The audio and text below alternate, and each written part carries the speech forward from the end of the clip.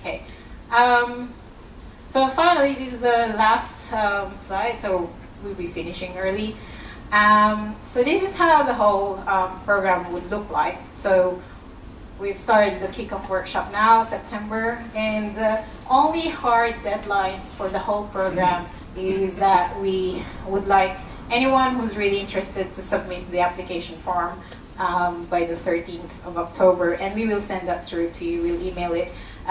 Now, when you look at the application form, there are a few questions, almost like essay, you need to complete. But that's actually modeled after or reflects the nomination for board. So when you get nominated or you are being nominated for board position, you'll be asked almost the same questions. So since this is a succession as well, we're identifying future leaders, we want to align that process with getting onto the board. So it's a win-win-win in the leadership program, because if you're interested to serve on the board or a chapter leader, this helps by selecting the right project. It helps to build your profile. Because bear in mind, it's by election, it's by nomination and election. So there's no guarantee that once you've completed a program that you will actually be on the board. You'd still have to go through the election process. But what we could help you with is that with the kind of project you deliver that could help your profile. So, and then, we've enabled you through the process that when time comes that you want to be nominated, then you have that profile built up. So, as I said earlier, we're not going to leave you on your own, just do your own thing.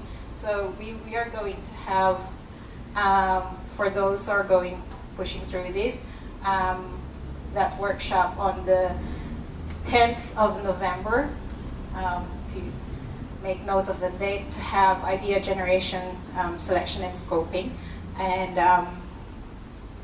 there's certain objectives to that. So one is potentially, say for example, if there are 15 to 20 people pursuing the program, of that number of projects, there might be some overlaps, or people might have the same ideas. So we want people to collaborate, and then as a cohort, we would like to see yourself as a community of leaders, that you figure out amongst yourselves how you lead, how you're going to mobilize these without stepping on each other's feet.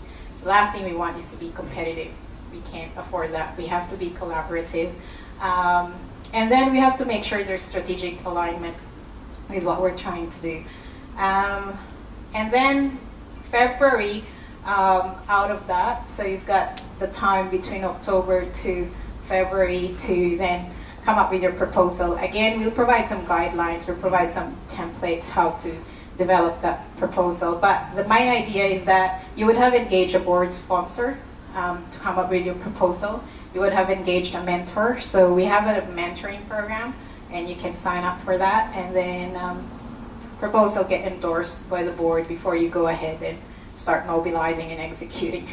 So, but then you get enough time. All these other milestones, there's really, I didn't put any line up there which months they fall under, because then that's where the flexibility is. So potentially, if you're highly effective and efficient and very, very good at engaging volunteers, who knows, you might finish your project within 6 months, or it might take you 12 months. So that's totally up to you. But all we could do really is help you through along the way. So we'll have another workshop for volunteer engagement and PMI resources, another workshop towards the end for progress presentation skills. So we do have a Toastmasters chapter as well.